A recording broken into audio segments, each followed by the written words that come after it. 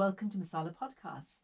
Today we have with us Mona Arshia, who I've met a few times and is the most wonderful, wonderful person. We've had some lovely chats on the phone and we've met a couple of times, and I've always been really inspired by Mona's authenticity, Mona's kind of realness, I think, and obviously all her work. Mona, welcome to Masala Podcast. Thank you for having me. Let's begin by tell me a little bit about you, where you grew up, how you kind of found your way into words and poetry. Okay, well, I sort of think I had quite a pedestrian immigrant kind of upbringing, if you like. I'm a child of the 70s. My parents hail from the Punjab, and they came here in those, the waves of immigration. A lot of Punjabis arrived, around the 60s. And I grew up in Hounslow in West London, quite a suburban kind of upbringing. Lots of ideas around education, aspirational, very aspirational for their daughter. I was the only daughter of 3 children. All those things that we kind of are quite familiar with, really.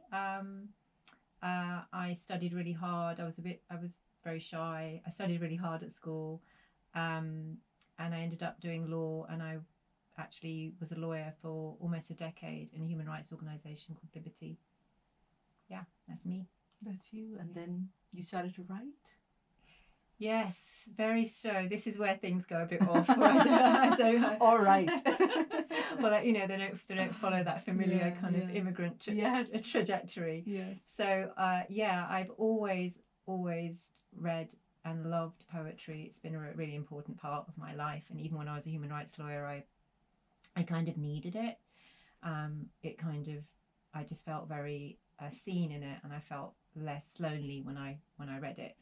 And then I had my daughters, my twins, and I literally had quite an unstable pregnancy, and I had to stay in bed for quite a long time. And someone sent me a box of poems and books, actually, and I hadn't kind of touched contemporary poetry for a long time, and suddenly I was re-encountering language in a different way. And I think it was something about what was happening to me as a pregnant woman, and the drama of the body, and then the drama of like the language, and there was an intersection between those two things, and I just couldn't believe that. I think I said to someone at the time, I couldn't believe it was legal. You could actually read, this is legal, it's available to consume. And so, so I loved it, and I started going on lots of courses and just to really just read more poetry. And then, I bit by bit, I started writing it, and then I did a master's at University of East Anglia, and then I published a book, and another book, and then a novel.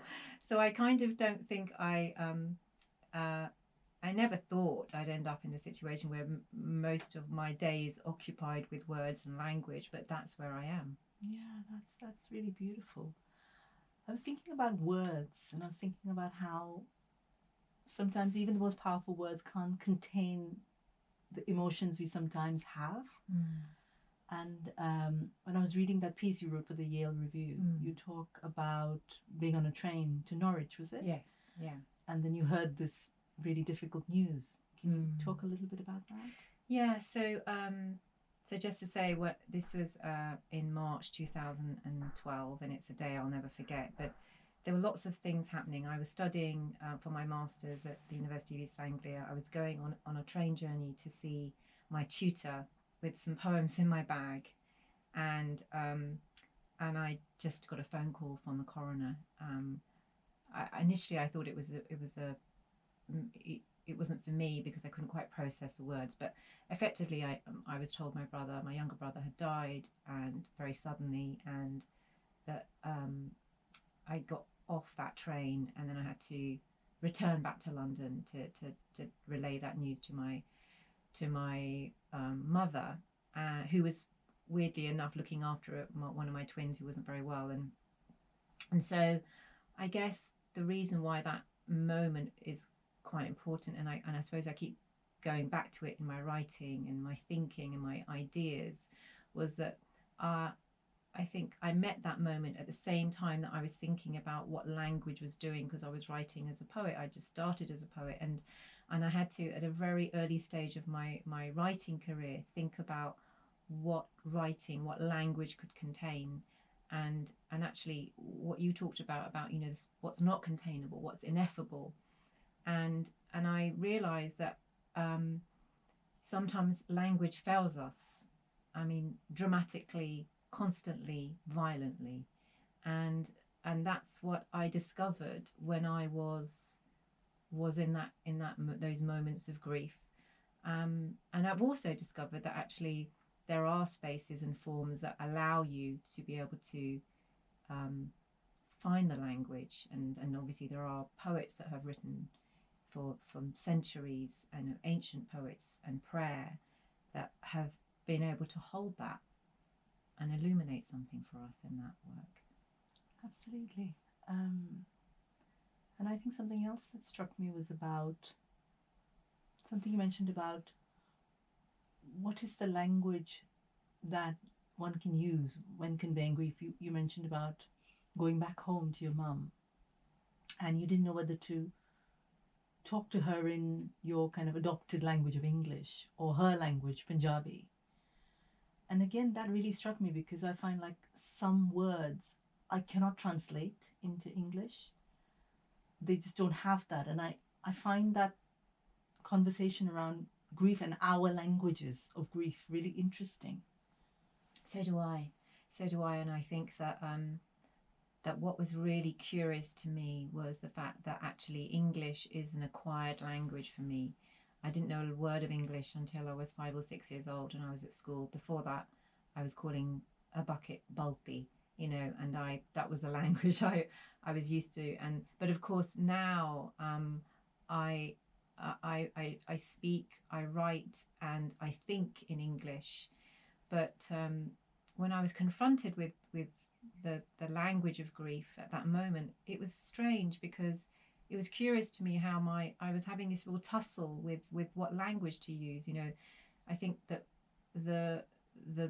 my Punjabi, which is is part of my body really. I think it was a primal language that was passed on to me. The first words that I ever learned were Punjabi. That was having a tussle with my English, and it was really difficult to explain because but lots of things are difficult to explain when you're in the throes of grief, and I recognize that. Actually, I recognize the fact that there was this kind of strange limbo where I wasn't quite sure. I was very unmoored in language.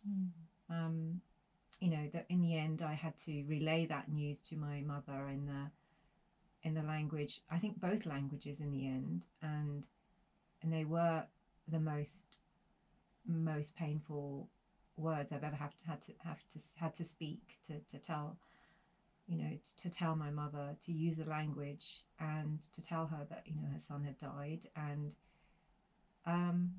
but I'm sort of also kind of like intellectually curious, as well as obviously suffering the pain of it. I'm also intellectually curious about what was happening with language, and actually when I wrote the piece for the Yale Review, I was also interested in what language is available, because actually what was really strange to me was that there was no language, there is no word in the English language for somebody that has lost their child. And given the fact that many people lose their child, there is no word for it. There is in Sanskrit. There's a word. There's a vilama. That's a word, and the word widow and widow are also from Sanskrit, which is really interesting. And actually, even those words, when you look at them, they're so, the sonic properties of them, they carry a mournful quality. That O. Vilom. Exactly. Sounds really mournful, doesn't it? Yeah, and the vowel, the O, it's so sad. Yeah. So I found it in Sanskrit, weirdly enough. But why is there no language? Yeah. I feel like there's such a paucity of language for being able to encapsulate something that is so common. Yes, absolutely. God, so many of those things you said there really touch the core of me, because it feels like so many times I felt emotions that then I haven't had the words to put to. And again, what you said about our languages, like I've grown up, like you, I grew up speaking Hindi and Malayalam at home and then went to school and started learning English. So that's very much an adopted language. But now I write and I think in English. But when I wake up in the middle of a nightmare, it's Hindi. You know, like I say Hindi. Like Yeah. it's so bizarre. So that's clearly coded within me. Yes. And I don't know if you feel this. I sometimes feel a sense of loss from those kind of my original language. Like I feel like I've lost it somewhere. Yes. Like I don't speak the language of my mother, for example, Yeah. Malayalam. You know, she's no more, but she used to kind of recite poetry in it, but I had no access to any of it. So it's almost like by adopting this more Western, more accessible language, I've lost the language of my ancestors. I don't know if that makes any sense to you. Absolutely, I feel that acutely too, because Punjabi is a language now that is lost to me, and I feel like this sense of bereavement for that. Actually, it was really weird because last year I was really lucky. I was a writer in residence in a bird sanctuary in Cly in Norfolk, and one of my jobs was to write into this space, and I felt very odd and strange in this space because it wasn't familiar to me. The countryside is not something I'm familiar with anyway, and I decided I want to syllabize the birds, and actually a lot of the poems came out in this language of Punjabi, which was really interesting because I think that's the subconscious hearing something. I mean, it's interesting because when you hear something that doesn't make sense, and of course birdsong makes no sense syntactically or at all, of course, but when you start thinking about trying to work out what it might say, it's interesting how you might hear something that might be in the body as opposed to something that you're trying to intellectualize. Yeah. So there's some poems actually that are just Punjabi words, nonsensical, but they're trying to make sense of that, I think. Yeah, that's absolutely beautiful. And also I read somewhere that language is the more rational part of our brain does language. So sometimes when the feelings are so primal, we can't access language. It's almost like they're two different circuits, I believe. Yeah. So which explains sometimes how we can't find the words. Literally, we can't find the words. Yeah. I feel that acutely all the time. And sometimes, I mean, it was interesting when you were talking about loss of language. I mean, I can't identify at all what it is that I'm feeling. Yes. I just feel that there is this sense, and I can't. Yes. And I think that's down to the fact that we, as immigrant children, lose our kind of mother tongue, for want of a better word or term, quite early. Yes. I think I lost my language, my Punjabi.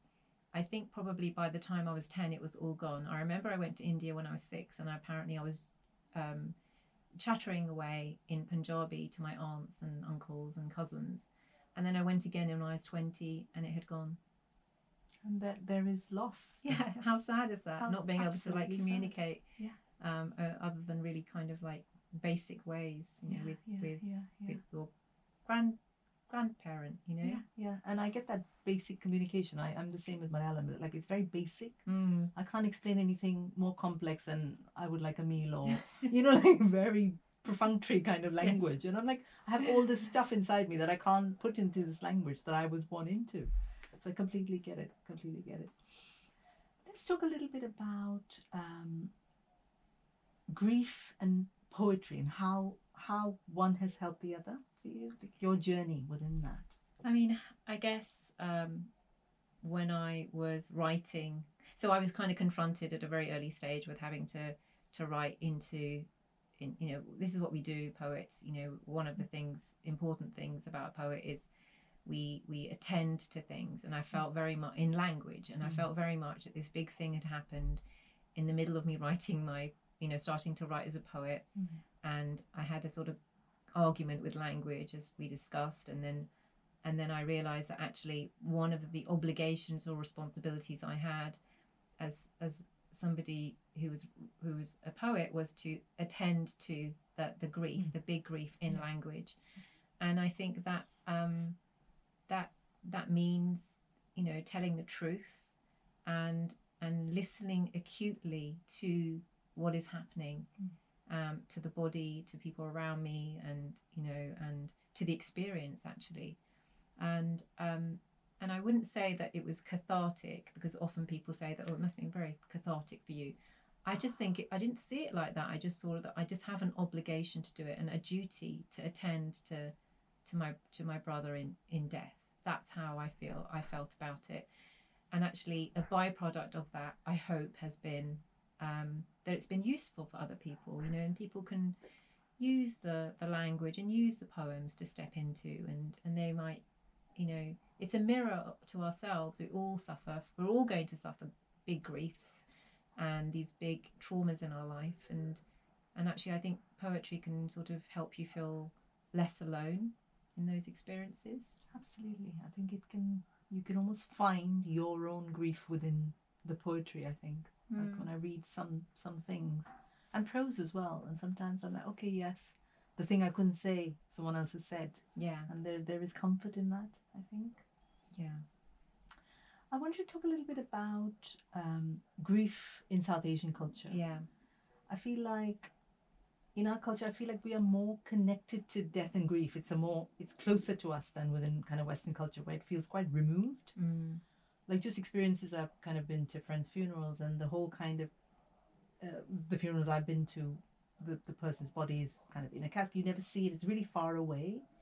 And it feels like the opposite in South Asian culture. Like it's just there, it's in front of you, so you've got no choice but to deal with it. Now, I found that a little bit too brutal, particularly with my mother's death. It was there and I couldn't really process the trauma. I wonder if you had any thoughts about how South Asian culture looks at grief, and also about how we communicate with each other within our community about grief. Like, have you thought about this at all? I have. I mean, my experience is really, I mean, I don't know if I'm the best person to answer that, only because I have this sort of, I've grown up in two cultures. I've grown up primarily in a Western culture, in actually quite a liberal kind of culture and in a liberal household. And I feel like my experiences of grieving have been really particular to like one big grief, which is relating to my brother. But I have observed it, and I have found that what's very interesting is that there is definitely this idea of, I think, linearity and circularity, which I sort of am interested in anyway, in terms of how we kind of in Western culture tend to sort of see grieving. And I've read a lot of bereavement literature, and none of it, apart from maybe two books which I'll mention. One of it is by Joan Didion, which is a wonderful book about the death of her husband, and then another book by Denise Riley, which is about the death of her son, which talk differently about the progress of grief. But I think that there seems to be a much more circular way of dealing with grief, I think, in South Asian communities. I think there's a willingness to sort of see it as a not so much a trajectory or kind of a process. Although you process there's a body that's being processed. I think that in terms of talking about the dead, it is very, very different in terms of how we don't close it off as much, I think. Yeah. But then there are other people, my experience has been that, in relation to my brother, for example, many people turned up at our house, mostly women. They just basically, these wise women that had been bereaved before, that had something etched on their face, actually, that I realise the bereaved have. They come into their houses, they took over the kitchen, they fed my children when we were incapable of even putting food in our mouths, and they took care of things. They took those, and I just think that is something that I was so moved by, actually, just like this care, this attentiveness, and also they just weren't intrusive. They were just sort of doing things, and they were just making sure that we were getting up in the morning and being fed, and we didn't have to think about those things. Those things that happen to you when you're grieving, which are just so physical. The physical aspects you just can't deal with. I mean, and which is what was so surprising about being bereaved. There is something that's happening to your body. It's like a cognitive violence to your body, and yet I don't know, perhaps it should have been obvious to me that that was what grieving was, that it was so physical, physical as it was. Yeah. But I guess those things, unless you know, I mean, I feel I like was- there's an innocence. You kind of Yes. lose your innocence. And a Yes. friend of mine actually said she'd lost both her parents quite close together. Had said to me, you know, you just feel like you're suddenly assigned to this room, the room of the, you know, losing your innocence room, you know, where Yes. you've lost your innocence and you never get it back. You know, you just know. And so there was a sort of particular.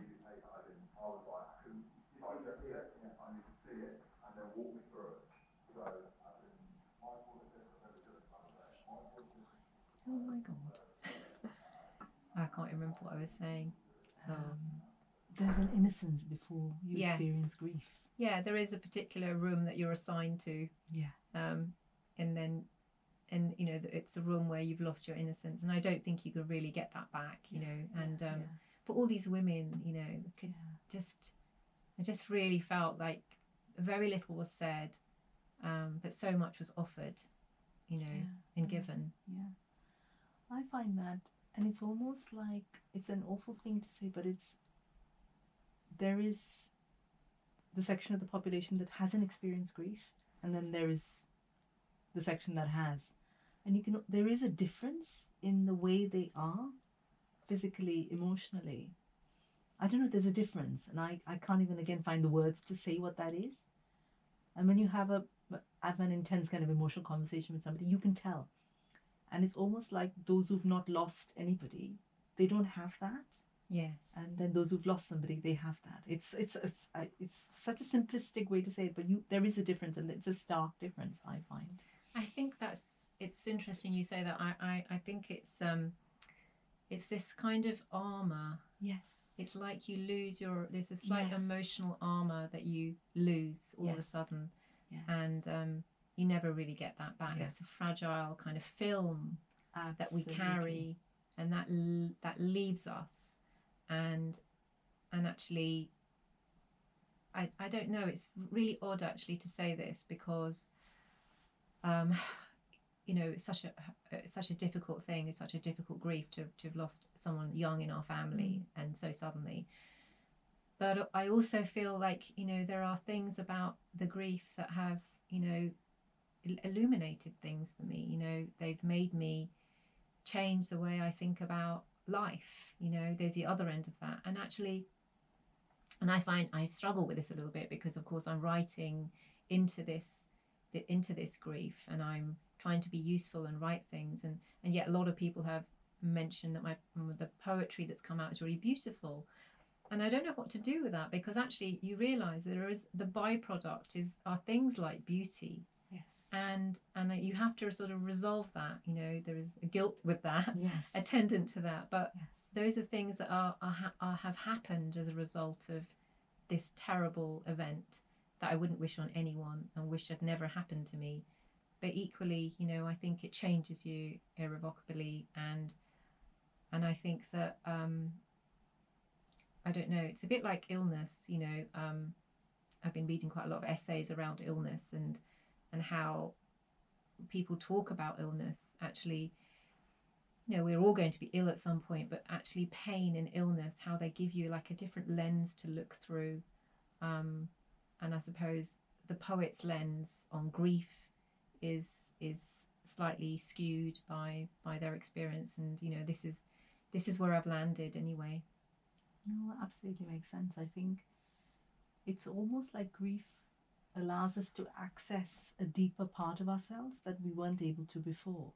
And like you're saying, it's complicated, because it's not, you know, because a big grief has happened and a big loss has happened, and that's really hard. But then it somehow takes you to a deeper place within yourself that you didn't even know you had. I was thinking about grief in South Asian culture and specific communities. And I don't know if you've heard of the Rudalis in Rajasthan. Yes, yeah. And I remember there was a whole film in Bollywood. I think I watched. I don't remember the film, but I remember the women and the dark eyes and the dark clothing.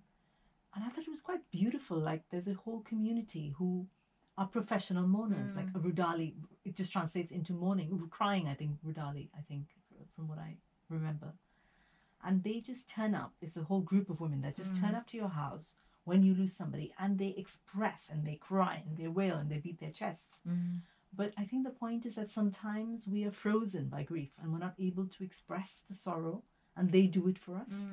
And I thought that was somehow very beautiful and poetic and sad at the same time. Yes, yeah. I mean, again, it's the performance of it. It's the performance of the grief and the mourning. I mean, these women are not connected with the deceased person, but yet they could perform what we cannot perform, which is so, if you think about it, so strange. But also, I think that I think lots of cultures. I mean, I think you can actually hire mourners, can't you? Wow, I think I didn't know that. I think you can hire mourners if you're worried about attendance, for example. I think I'm sure that you can hire mourners for funerals and things like that. But I think it sort of there's something else about that actually that is interesting, which is ritual and grieving, and actually what's interesting is about in South Asian culture we so associate, for example, widows with white. Yes. And widows' behaviour is really policed in our culture, and I remember that very, very starkly with a neighbour of ours whose husband had died, and I definitely think there was this expectation of, is she doing it right? Are the particular customs followed? Are the rituals followed? And basically, she was I don't even think she was that old. I think she was about 50. Yeah. But also I remember another incident where my mother's sister, my aunt in India, she lost her husband very young. Like she was only like in her 30s, and she had 4 daughters. Imagine that, a widow with 4 daughters in India in the 1970s. And again, it was just like, well, that was the end of your life. You know, you were just consigned to wearing white and forever the kind of, the bereaved, and there was a performance. So so that is curious to me. But I also think there is something about something that you carry with you, particularly after the first few weeks of a death, where you feel as if you are so fragile. You're going out in the world, you're getting on trains and going to work and meeting people, and no one knows, only you know. And I think that I was thinking about this the other day when I was looking at the Yale piece, thinking there is something about when we used to wear black and we used to wear armbands, and I know no one does that anymore, but there is something about just asserting to the world, signposting to the world where you are, that you need to be handled in a different way. This idea of wearing black, and I know we've lost that now, but we've also lost this ability to know. Yes, when someone is in mourning, or to just just understand, or just give them space, or give them a different sort of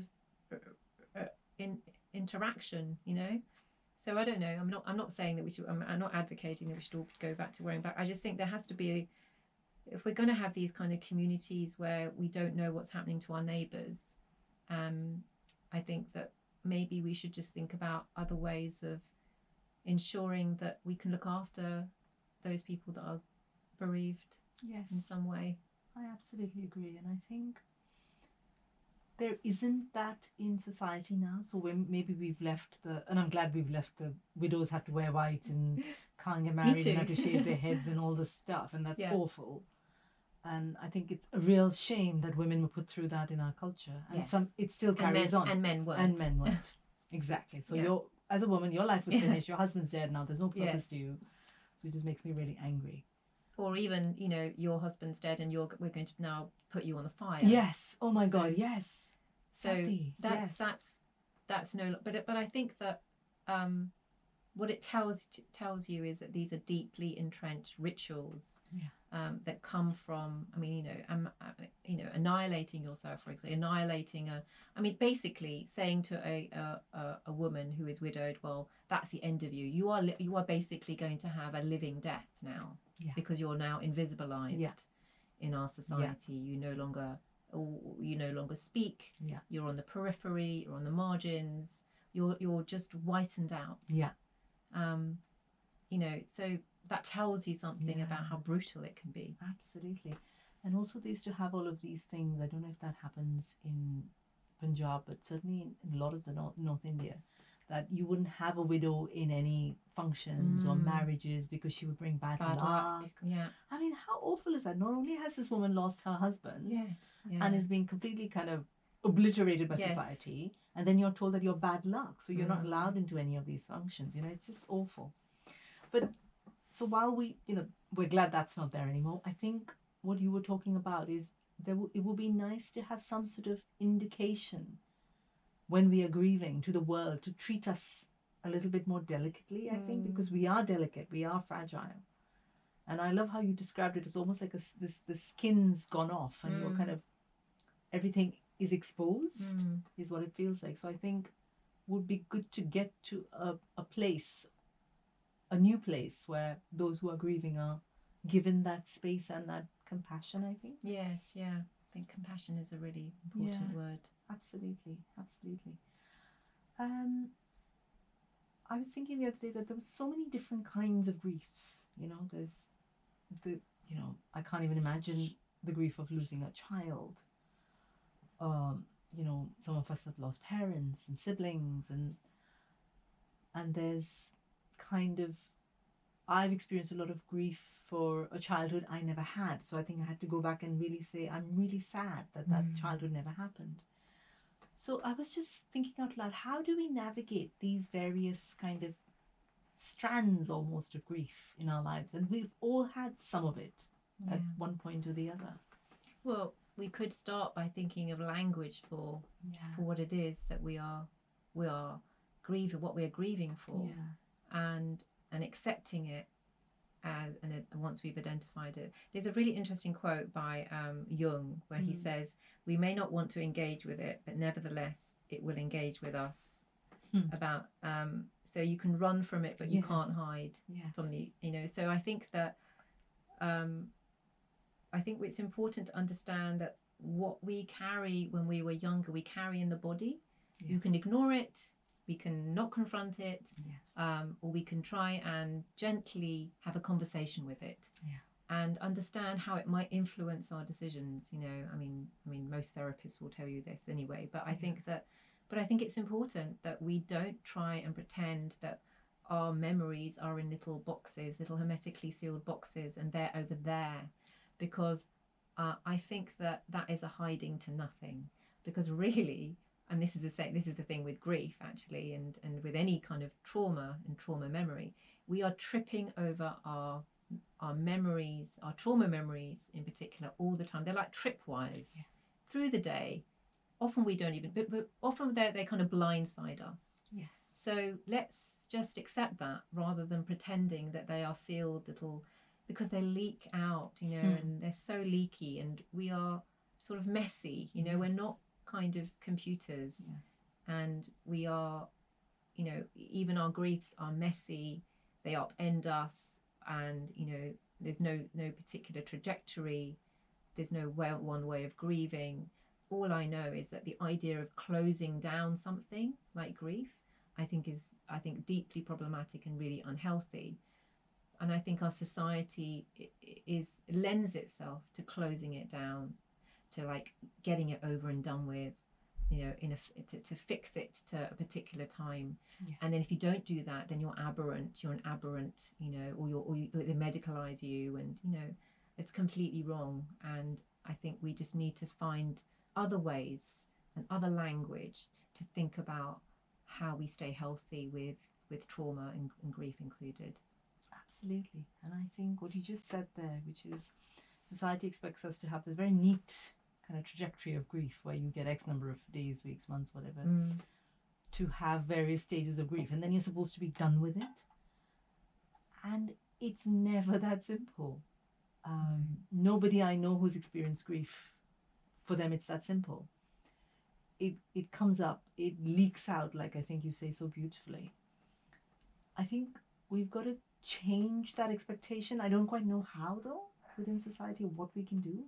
I think we just have to have conversations, and we need to provoke and not accept what's handed down to us. I mean, South Asian women in particular, who are often reduced or troped or invisibilized anyway. Yes. I think we have to find ways of not accepting what's given, what the structures. And sometimes we just have to think about making our own language for things, and challenging, being curious, provoking, the whole and being completely active. I mean, and language is part of that. Not accepting the language. Thinking of other ways of thinking of different forms. Actually, not accepted forms. There's lots of ways of telling stories. There's not just one way. Yeah, absolutely. Do you find, and I've only say this because I found it myself, that sometimes when you introduce grief into a conversation, it gets very uncomfortable for people? How do we navigate that? Yeah, I mean, I think that first of all, there has to be safety in those conversations. I think that it's an uncomfortable thing for most people. This is a thing about grieving. We are made to feel like it's unusual, but actually it's commonplace. It's commonplace. And we have been dying for like a long time. It's just I love that. But it's just how our society is unwilling to discuss it. And I get it. There are certain forums where it's probably not the birthday parties, maybe not, weddings. It's a jolly occasion. I'm going to talk about grief. But I think we don't talk about it not nearly as much as we should. And actually, most people that you speak to will be recovering from something grief related, or know somebody. It's inescapable, isn't it? It's inescapable. It really is. And so let's not try and pretend. I mean, it's not really our fault. I think our culture is such that we try to wrap things up in cling film and sweeten things up. Grief doesn't really fit in the agenda. It's not really Instagrammable, is it? Grief is Instagrammable. I love that. So I think that, but it's essential part of who we are. It's a texture of our humanity. We can not deal with it and not be equipped, or we can just start thinking about using a language that will help us to equip us and equip the people we know and love when it happens. I was thinking about what other people could do. So there's one is us kind of finding the words and using the language and talking about it. And that's been a huge struggle for me, because I think my first response, and it was a trauma response now thinking back, I just shut it down. I'm like, okay, if I don't access any of this, none of it is real. And obviously it'll come out in a million ways, and it does, and it did. And so that journey was to kind of get okay with being close to grief. Then finding the language for it within myself. And now I'm slowly starting to find the language to express it to other people, I think. But how can other people help us? Help anybody that's in a grief journey? What do you think they can do? And sometimes I think they can be quite hurtful without meaning to, because they don't really know. If you've not experienced it, you don't understand. What are the ways that they can help? I mean, I think it's really simple. I just think that, we should just use our imaginations. Our God-given imaginations can take us really far.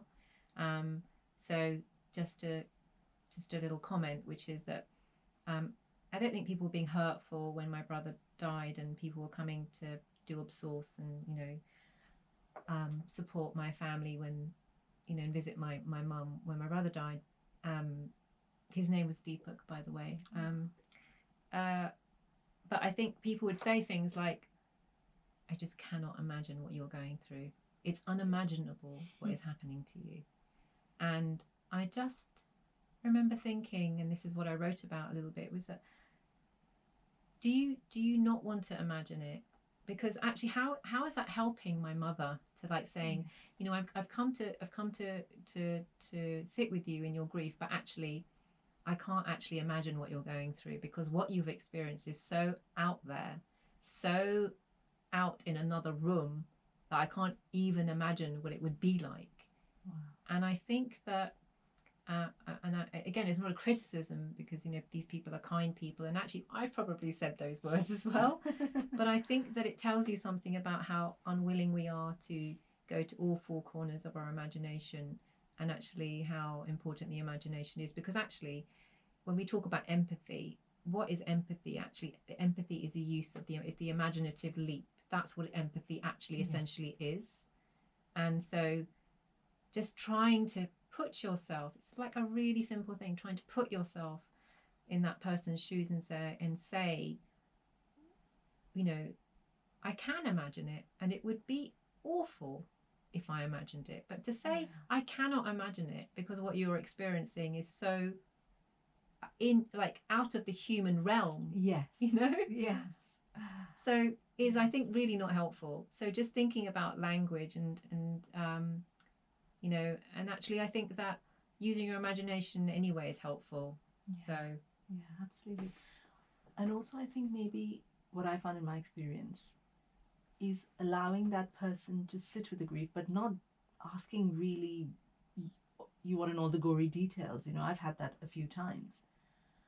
And, you know, there was a newspaper article I was writing about my mother's death, and the editor's like, well, but tell me all the gory details. And I'm like, you have no idea what you're asking. You know, that's awful. So I think sitting with somebody, giving them space to express, but not digging so much that it is extremely painful. Like, put yourself in their shoes. Like, would you really want to relive that? I think that's such an important point, and one that I've been grappling a lot with, because so many people, obviously I lost my brother 10 years ago now, and I wrote about it like recently. So it's 10 years, it's taken me 10 years to write about it, 10 years to talk about it with, you know, with you, and I'm grateful I'm doing it. But it's taken me a long time, because I felt like all the questions I was being asked were actually not about, you know, what was my brother like, but actually, you know, the last moments of his death, that last, you know, the events of his few days or moments, and actually I just think that I think that's really deeply actually quite offensive, because you can't reduce a person to a few moments, and actually that's a desire in the person to know something gratuitous, and I feel like I don't want to do that to my brother's memory.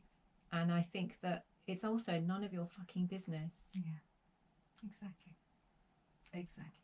So I don't do it, and I just think I'd rather talk about, you know, the things that made him, you know, his humour, his love of cats, and you know, red wine, and you know, his beautiful, sensitive, vulnerable nature, those things, and I think turning up actually to the house of the bereaved, and just holding someone's hand and just saying, just tell me about, just you know, let's look at some photographs, or tell me about them. You know, I think is enough. Turning up and doing that is enough. I think, and that itself is a huge amount, I think, where again a lot of people feel very uncomfortable and they're not sure, I think, what to say or what to do. But I think what I'd always say is just turn up, and what you're saying, like, just let's sit and talk about the beautiful moments of this person's life. And too few people do that, I think. Yeah. Which is a real shame, I think. Yeah, I mean, I think also you're in such a vulnerable position when you're bereaved, and you're sitting with, I think, those questions. I mean, I remember my mother being asked those questions, and I was constantly having to guard her and ensure that, you know, that she was protected from them a bit, really. Yeah. I was also thinking about death and grief and what that teaches us about life. I feel like my mother's death, while it was incredibly difficult, made me really think about what I wanted my life to be. And I feel like death can show us the beauty of life. It's incredibly painful. It's not, I don't say this lightly, but I think it shows us the way forward as well. Yeah, I mean, everyone's different. I think that how we carry it, how we deal with it, how it changes us, whether or not, many people actually feel are paralyzed after a bereavement for many so was I. many years. Yeah. And it causes so much psychological damage, and it's very difficult to, when you're in this sort of stasis, you can't move on. And I feel that I still feel, I agree with you, I think that in a way it's an opportunity, it's a vantage point to take perspective and to attend to the living, actually, and not to forget about the living, and trying to learn also. There are things that you can learn, huge things that you can learn from being in that deep grief, for that, especially in that really weird time, in that when you're in that strange limbo and you're not sure really, you're so you just have lost your footing almost, and it feels very strange, that strange limbo that people often talk about. Again, there's no name for that limbo. Just like there isn't a name for that time where you've notified of a death, and then there's no, and then you're waiting for the funeral. Sometimes it can be just moments, like you said, but sometimes there can be no time. There could be like a week or longer sometimes. What that very, very strange time does to you, in a strange way, makes you look at the world in a very different way, and also time. Things happen to time. Yes. Denise Riley talks about this, the poet Denise Riley, in her book Time Lived Without Flow, where she talks about how time completely changes. Like, this idea of time is thrown out of the window, this idea of the clock and time. Either it goes very, very quickly, or it just seems to just slow down to nothing. So I think that vantage point is a really useful way, I think, of thinking about your relationships and the time we have left. Has it changed anything for you in your own life? Anything that you're happy to share? You don't need to go into details. I think I probably said fine. Absolutely fine. Let's talk about your book. Let's talk about your new book, which has been shortlisted for the Desmond Elliott Prize, I believe. Congratulations. Thank you. Tell me about the book and whatever else you're up to. So I wrote the book. So I've got two books of poetry. Actually, they are sort of almost little like sibling books. And then I wrote a novel really completely by accident. The accidental novelist. I love that. I will take that as my title. So I finished it in lockdown, and it feels like a real lockdown novel. It's about a girl, South Asian girl, growing up. She's a teenager, and the main thing you need to know about her as a protagonist is that she doesn't talk. She can talk, she's a selective mute. And actually, a lot of the themes we've just been discussing are in that book around silence. What happens to language under the pressure of trauma?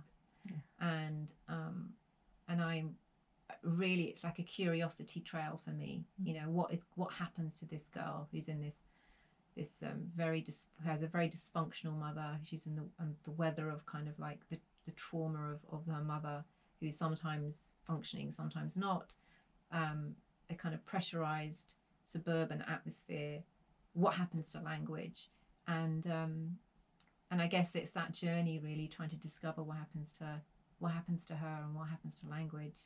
What's the name of the book? Somebody Loves You. So Somebody Loves You, which I've got a copy of. I still haven't read it, and I'm really, really looking forward to it. What else are you up to work-wise? Well, I've written a lot the last few years, and so I'm off to Cambridge Trinity for 2 years, and I'm really lucky. I've got a writer in residence position there. So congratulations! That sounds you. really exciting. Yeah, it's really exciting. You'll have to come and visit me. I would love to.